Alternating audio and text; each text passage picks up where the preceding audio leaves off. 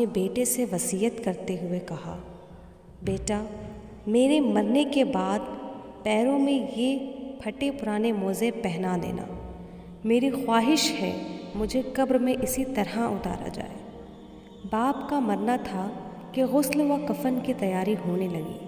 چنانچہ حسب وعدے بیٹے نے عالم دین سے وصیت کا اظہار کیا، مگر عالم دین نے اجازت نہ دیتے ہوئے فرمایا، ہمارے دین میں میت کو صرف کفن پہنانے کی اجازت ہے۔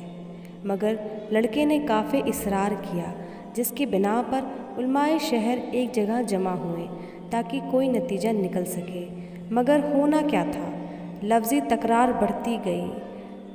اسی اثناء ایک شخص وارد مجلس ہوا اور بیٹے کو باپ کا خط تھما دیا، جس میں باپ کی وصیت یوں تحریر تھی، میرے پیارے بیٹے، دیکھ رہے ہو کثیر مال دولت، چاہ و حشم، باغات، گاڑی، کارخانہ اور تمام امکانات ہونے کے باوجود اس بات کی بھی اجازت نہیں کہ میں ایک بوسیدہ موزہ اپنے ساتھ لے جا سکوں۔